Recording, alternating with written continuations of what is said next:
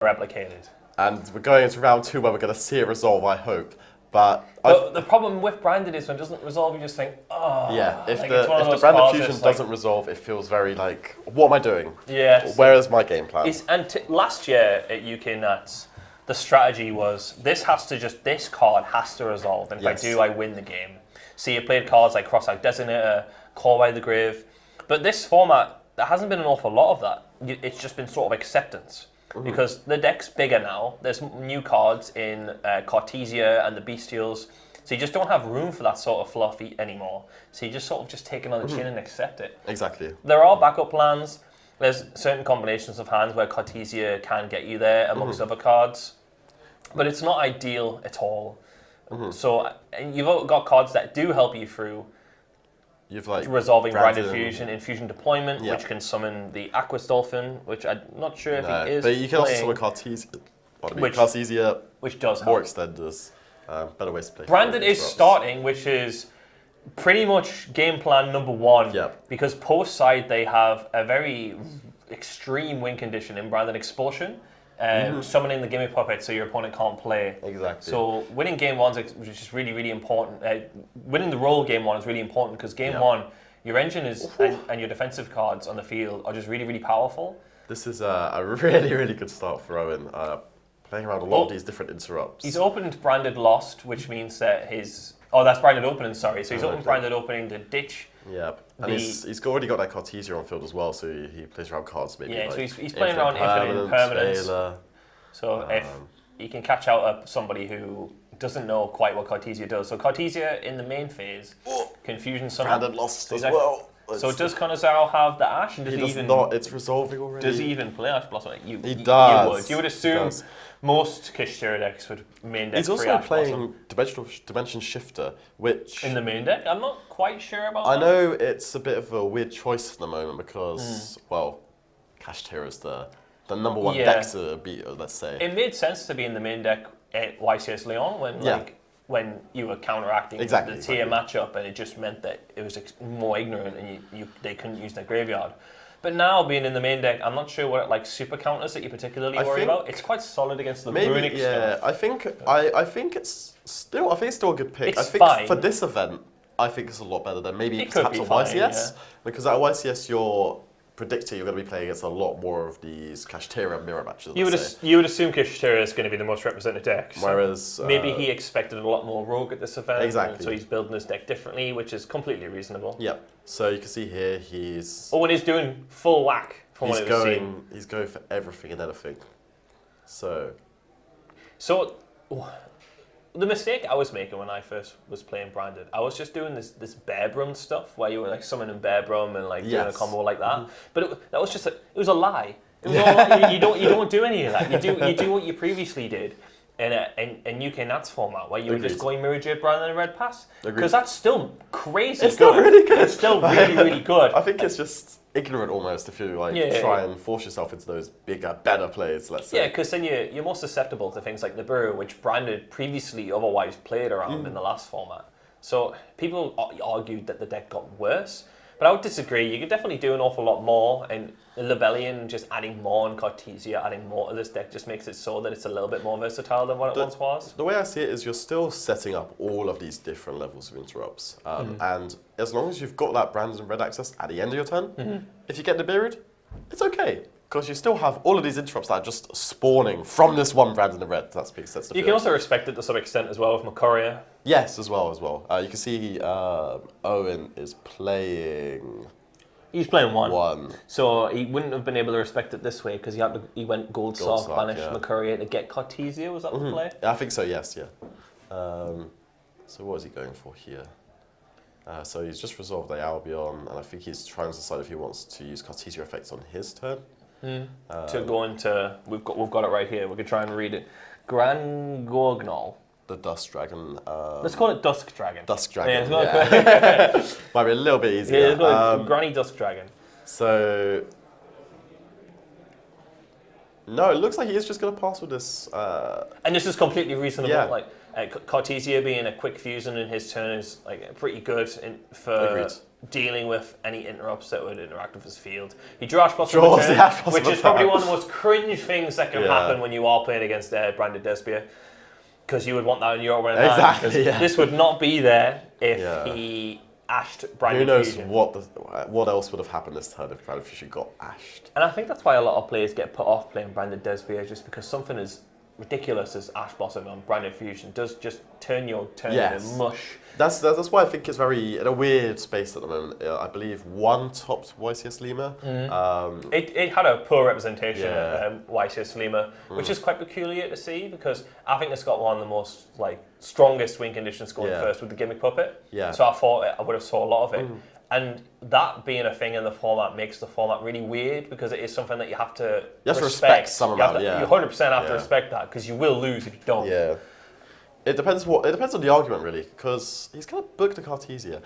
Yes, so you would have done that in draw phase or standby phase. Just to play around it, right? Because Book of Moon on the Mirror Jade, I'm not sure is doing an awful lot. I love the confidence there. You just see him slap that field spell down. He's ready to go. The Ash probably won't have any sort of interaction on playing into his field. The only interaction it might have is, it's just going to be helpful for next turn, right? Stop that brand fusion. Yeah.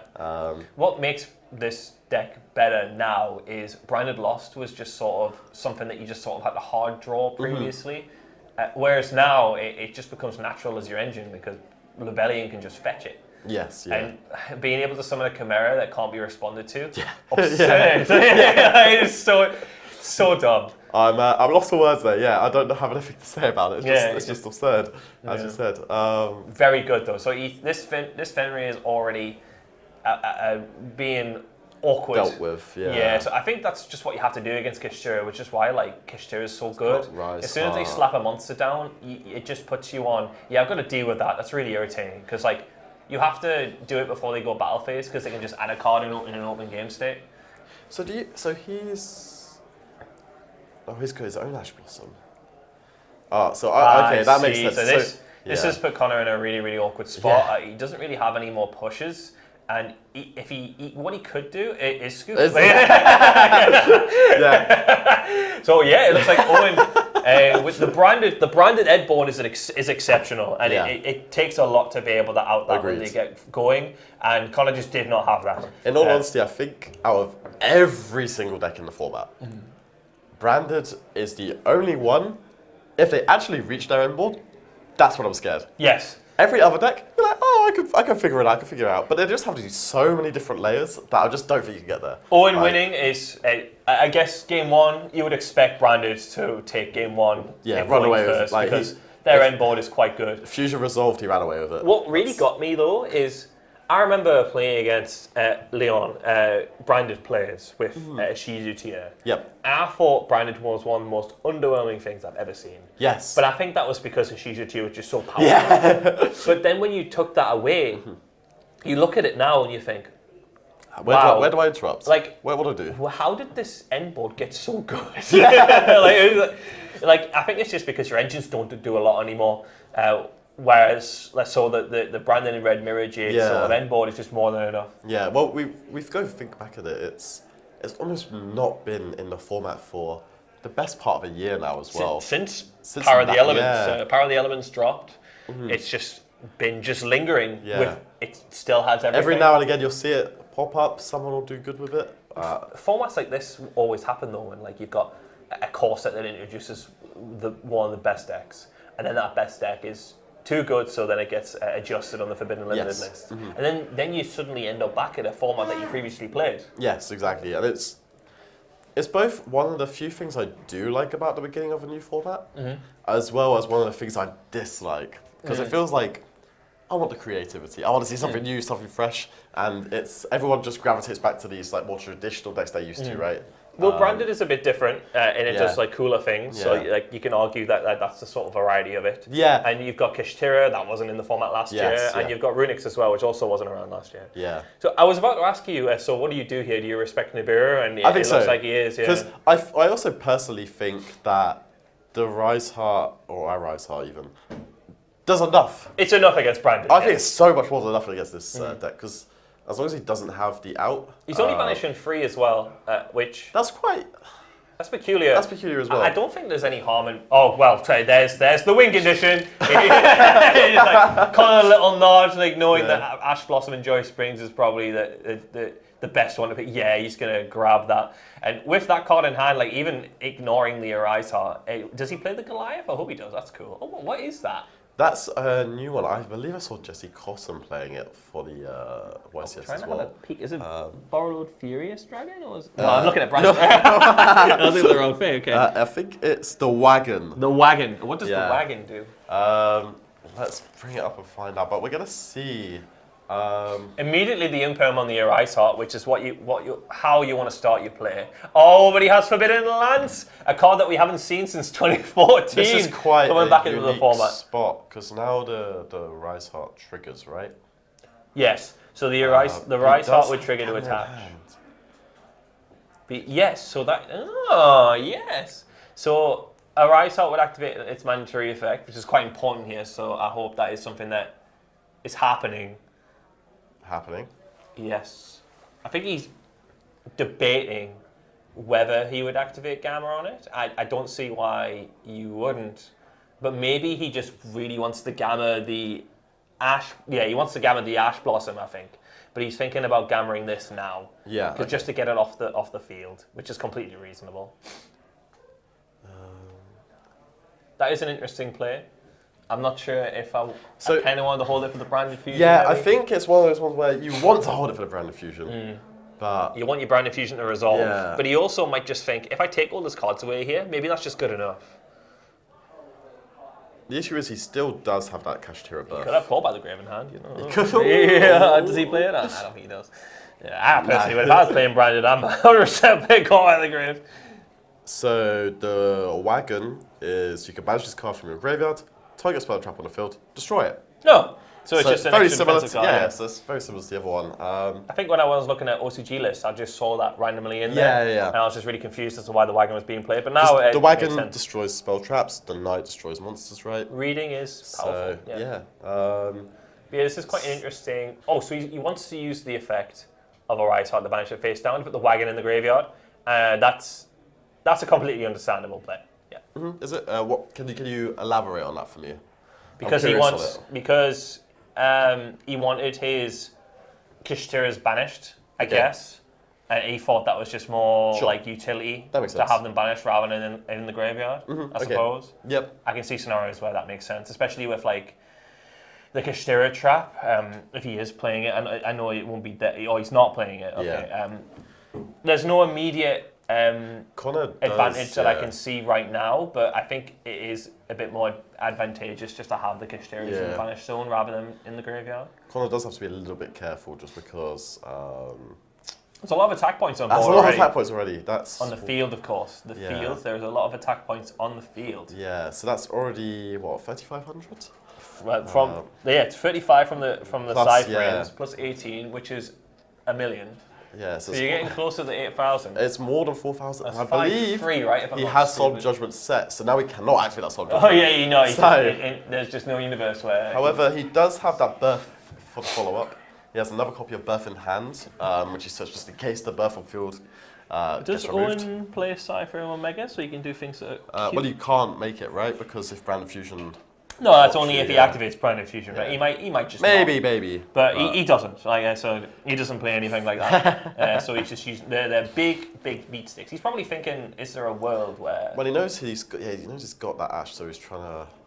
Yeah, he respects it, right? Yeah, like he wants to put him in a position where he says, look, you need to Ash this Brand Fusion, and if you do, I don't care because I'm gonna attack.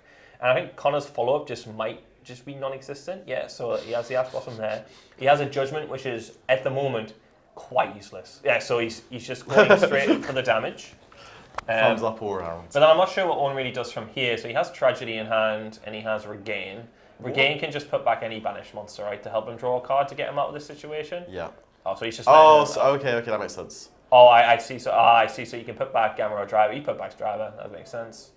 And Draws then he's just additional going to cards. hope that he can draw a defensive Yeah. card. Because otherwise, I think Burst's just going to keep Connor in the game here. Yeah. Is that a Nibiru? He's got a Nibiru, and I think he might have drawn Bell for turn, actually. He plays Bell as well. Let's have a look. Or maybe I mistook that. Yeah, there isn't a Bell in the main deck here. Don't know what I just but saw there is. then. I'm fairly confident I saw a Nibiru there. Yeah, However, there is a Nibiru there, yeah. if Connor just respects that he doesn't have to, he doesn't have to like go for the game this turn. He can just do as little as possible. Go right heart pass again and just. So there's a Tragedy, there's a Nibiru. The only thing that you're scared of is just the top deck Branded Fusion. Exactly, which he does have the out for now, and he's not too scared. Branded Birth also just interacts with the Branded Fusion as well. Yes. So if he just keeps it, if he just summons 4 times, 4 big monsters is just enough. Like that plus Rise Heart and then a special from the Banished Zone is quite a lot, because Fenrir is going to banish the Luba face down. Yep. I'm fairly sure that's enough damage on the field. Like 2-4, 2-5, 15, and then another 2-5. That's already 5. Yeah, it's just more than enough. Yeah. Or if he just takes another name. I'm assuming he's just searching this just because it's free. Or did he have to get the unicorn off the Fenrir? Yeah, he got unicorn off the Fenrir. Yeah. So, can you... Oh, he gets the Scareclaw Kashtira. Yeah, and then he can just attack, right? So it doesn't matter that it goes in defense mode because you can just attack with that. and then he would just... I really love that mechanic for this. Oh. Nope. Okay. I'm not sure how I feel about this line. Unless he thinks of a more safer play, but I think there's nothing safer than just attacking for game. Yeah. We'll see where he goes with this. Oh, okay. I wonder what he could have been scared of there. Maybe he just didn't see the line. Did he birth back the Fenrir? He did, yeah. Oh, then my play is just stupid because he can't do that. Oh, can you not? Well, no, because he's already used birth to okay, right? yeah. I thought he special the Fenrir. Then he could normal unicorn and then special Rise Heart and then, yeah. Get rid of the Guardian Chimeras as well. That's a really important piece of. Just don't have to worry about that when it comes to Brandon and Red. And then he's just gonna make another one. 4 summons. And I think that's an argument for why you would potentially play free Rise Heart, which does kind of he does. Because free Rise Heart, because when you get in the grindy game states like this, you do need to have like as much utility in the extra deck as possible and as much grind potential as possible. I'm definitely a free Rise Heart. Yeah, I agree. Again, as we're always referring back to the Zodiac deck. Yeah. You want your free Dryden, you want your free Broadpool. I played free of every Zoo monster. And here you are, free Rise Heart. Yeah. So. Free Dryden, free Broadpool, free of everything. Oh, and he's just, I see. Yeah, he was, no matter what, like, I think Connor could have just passed and and he still would have won. He didn't need to put a single monster on board. Just need to make sure he doesn't lose her life points difference. And then Connor has brought it back. He's won game two. He's equalised. So we'll see now what Owen's strategy is going to be now, leading into game 3 to see if he can take it. I imagine he will be going first. He does play the Gimmick Puppet, I think. Wrong deck. He does play the Gimmick Puppet, so that's the obvious win condition there, where he would try and go for the Gimmick Puppet. He's playing Artifact Lancier as well, which can you summon that? Can you summon both off of it? Or does one have to be a... I think that'd be quite exceptional combo to do both. Both. And I think the Gimmick Puppet, it's kind of extra as well, right? I think the Gimmick Puppet's probably just better. But what do you think you'd be signing the Lancier in for then? I guess just Runic as a deck, right? You could hard draw it in general, I guess, yeah. So what does Connor have to combat this Gimmick Puppet though? Like he has Cypherium Gamma to I think that will definitely be coming in. And in the side deck, that's pretty much it, really. I think I agree. Maybe the difficulty is discussed previously. It's like you just can't respect Branded too much because those cards don't really splash well or anything else. Like again, he does also have the Dimensional Shifter in the main deck. Yes. Which very, very good into this Branded regain. Yeah, he has several means of disruption here. He's got Ash, D-Shifter, Imperm, and Cypherium Gamma. There have been arguments that I've discussed in my social circle where you do Gamma, because you can arguably just hold the Gamma for the Albion. Yep. But then their field just might be a bit too much to deal with. Yeah, and you never know, they might be able to get to it another way, right? They might not use Tragedy, they might send it off something like Sorrow. Would you Cypherium Gamma the Aluba? Because you would imperm the Aluba. So. I would imperm the Aluba. I think I would also Cypherium Gamma. You would, yeah. I think so. And just hope that just makes... But I'm just very much of the type that if they get lost on field, I don't think I'm ever winning that game. Yeah, agreed. So I think you just have to stop them getting to lost, and in the process, you're also cutting off any way they might have extension with infusion. You just have to throw disruption at them in the hope that they don't get anywhere. But here we are. We are in game 3. So question 1 is, have you opened Brand Diffusion, Owen? And question 2 is, has Connor got Ash Blossom? So this start, he has to obviously commit more cards to graveyards before he can use that Soronir. Prosperity. Prosperity. So this is something that we don't see as quite common in the branded deck. I quite like it though. I do like it as well, yeah. Like you need to resolve Branded Fusion to win, so why wouldn't you play a card He's going for 6 as well. Is that a reasonable thing to do? So I think you can get 1 Dust... Well, you can bin Quiritus, you can bin Dragostephelia, you can bin Furious Dragon. You can probably arguably take out one of the Mirror Jades and one of the Albions, one of the Lebellions. Maybe you can take out a Windflow. Bryggrant. There are actually quite a lot There of are things quite a lot of things. It makes you grind. 6, that's pretty impressive. It makes you grind very bad. But I suppose if you're just going for Gimmick Puppet, you're not really trying to grind with them, right? Well, he's not taking Branded Fusion, so I would assume he's already got it. You got Call by the Grave. Is that there? Call by the Grave? Yeah. It's in the side deck, yeah. Exodia, please. So I would assume he already has a means of Branded Fusion. I didn't see Branded Fusion specifically in his hand, though. It's probably... Oh, but that's a normal summon of Cartesia, so he's going to fuse that and Soronir. So Soronir is potentially going to get him access to Branded Fusion. From the top of my head, this is a combo. I don't know what the combo is. Combination, yeah. He can send it is, yeah, this is Branded Fusion because Soronir can send Retribution, Granny can send Albion then sends Retribution, or the other way around, and then he just adds Branded Fusion to his hand. The only thing that this doesn't respect is DD Crow, but he wanted to respect Ash Blossom, which is probably the most common thing to respect, which is why he took Call by the Grave, because he saw a line to get Branded Fusion this way. He also draws a free card. Oh no, he doesn't draw a free card when the Albion's in the graveyard, so... and he also opens the Retribution. Is the Retribution right? Yes, it is. Well, is he summoning the Albion? Yeah, so he summons it by if you send one from hand instead. Oh! So it's a free body. Oh, that's nice. So even if you do draw it, there's like... There's a little way of counterplay, The biggest issue here now is, now that he hasn't needed to use Call by the Grave, it's kind of a blank against Kashtira. But I suppose if he's going to go for the Gimmick Puppet play, then I don't think he cares if he has a blank, right? Yeah, as long as he is. There he is. Gimmick Puppet, a card which just makes it so that it's a lingering effect, so it doesn't activate. So as soon as it's summoned on your opponent's side of the field, your opponent can special summon. Yes, you cannot special summon it, except for Gimmick Puppet monsters. So let's see what Connor's got. He drew Lightning Storm. Not really something you can activate when you got a Gimmick Puppet on the field. Yeah. You can put everything in defense mode as well. So even without that lingering effect of the Gimmick Puppet, you can't summon any of your Kashtiras without Birth. You can Birth normal summon. But that's literally the end of it. That's it, yeah. And you can try and chip away at the resources by attacking over stuff with the Fenrir, but you have to specifically have Birth Fenrir. Yeah, so... Which is a bit unrealistic. It's a bit, and even then, I still feel like this branded strategy is still just going to run away with it. You normal summon your Fenrir, James is going to move it. Since he hard drew the Lebellion as well, he doesn't even have to use Mirror Jade. So he has best case scenario here where he can just tribute off the Albion for the Lebellion because he didn't need to send it off Branded Fusion, which is what you typically do. So he's just got he's got everything you could ask for without the sacrifice of a Mirror Jade. I also like that he hasn't gone for the extra bit of greed trying to play like the Branded Beast as well. Yeah. He hasn't bothered with that? No. Yeah, maybe it's just extra. And he feels like his end field of Brandon in red is enough. And I don't think he has Brandon in red here, but not that he needs it. He doesn't need it. Yeah. For people that don't know, Branded Retribution summons 2 cards from your grave or banished. Expulsion, from your grave or banished. And if you have to tribute a card on the field, and if it's a Branded Fusion monster, you can summon them to both your field. But you don't want to do that, as you can see here. You want to give them the Gimmick Puppet, so then they can't summon. What's he going to go for here?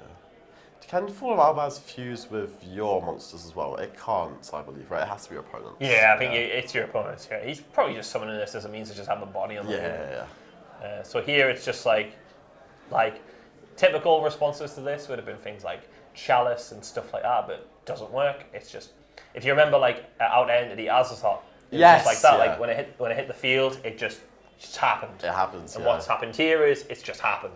Yeah. He's been gimmick puppeted, so his win condition here is awkward because he can't put it into attack mode to get rid of it. Yeah, so there's two ways you could go about trying to beat this gimmick puppet, right? You could either play cards to stop him getting to it, or play cards that are counterintuitive to the branded deck that you can use to stop them playing next turn, like Grave of the Super Ancient Organism. I believe that's the card. Maybe a card like Rivalry. Because then like they can't attack cool you. Cards, And I think Grave of the Super Ancient Organism is probably one of the better ones. Yeah. Because it means that if they try to go for game or activate any of their effects, you can flip that, and then it means that you just don't lose. Yeah. And then they have to do the expulsion again. And they don't have any back row removal either. No. So like they just can't interact with Grave of the Super Ancient Organism either. So yeah, the only way they can, the only counterplay they really have to it, Tribute Summon Bestials. So there's not really much there. Yeah, it isn't something that Connor's playing either, Grave of the Super. So I'm not sure what he's going to be digging for here. Probably just a way to just not lose. But those don't look none of those cards scream to me, yeah, I'm not going to lose next turn. He could get Ash Blossom, but he already has everything on his field. Exactly. Yeah, he's having a think. Especially with that the Bestial Rebellion also getting you branded lost next turn. It's just more and more just board development or field development. It's an extreme amount of card advantage which you can generate whilst also making it so your opponent can't play. So he's getting the Ash as more of a cope, I think. And then I'm not sure. Like he needs more defensive cards in his hands to not lose this game. Yeah, the issue is Mirror Jade is 3,000. So he does have the he's got step one. So step two. I see. Right, but immediately since he has the Mirror Jade, he is getting rid of that. He is like, nope, that is not staying on the field at all. That can go away.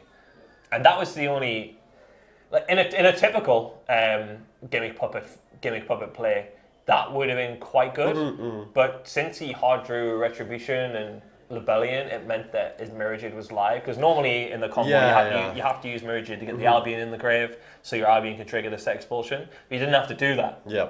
He just raw made Albion, then tributed with Rebellion. So I think it's looking quite. He's in a tough spot here. He has a Lightning Storm that doesn't even interact with his board at all. Can't even activate it because the gimmick puppet on board. Yeah. On the field. Yes. I think there's not very much for Connor to do here, unfortunately. As we said when this match started, the branded deck just goes first. What can you do? Yeah. So you've got to try and interact with it the best you can. And if you don't draw those key pieces of interaction, which Connor unfortunately didn't get games 1 and 3, you just get this scenario. It's just very unfortunate. It was the prediction from the start, as you said there. Like, step 1 is branded winning the dice roll and getting a tremendous advantage because its win condition post side is very good. And its win condition, even pre-side, is also really good against most things. So we're just going to see... we're just going to see the inevitable here. As we said. Just basically putting the final nails in the coffin, putting everything into attack mode. I'm not sure if this is enough. I don't know what the Gimmick Puppet's defense is. It was big, though. It's a big boy, if I remember correctly. Oh, he plays the branded in white card as well. So it's almost like a Miracle Fusion. So it's, I believe there's a combo line for it. I'm not well versed enough in these, let's say. But he cannot use the birth to banish stuff, but he gets a lot of cards here. He's getting an exceptional amount of cards here.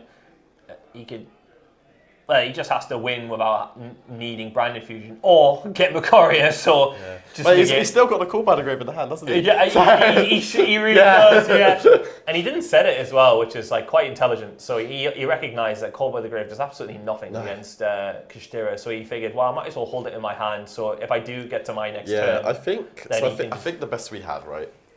Connor had to top deck Dimensional Shifter. It doesn't get called by the grave because it's still in hand. And then he had to do Birth Fenrir. The Mirror Jade cannot banish it because it has to send to graveyard for cost. And that's about as far as I could get with that line. And from there, but he played that very well, very intelligently, holding his resources in hand and just setting up in a way where he didn't use all his resources into the traditional Exactly. Gimme Puppet combo. He put himself in a position to win next turn as well, which is very good. Excellent work. Owen King has won round 2 with this branded deck, beating the scary Kashtira deck, which we assume would be the most represented deck in the room, but it's just showing that maybe it's not that scary. No, I've said this for the entire time we've been in the stream so far. I'm not sold on it yet.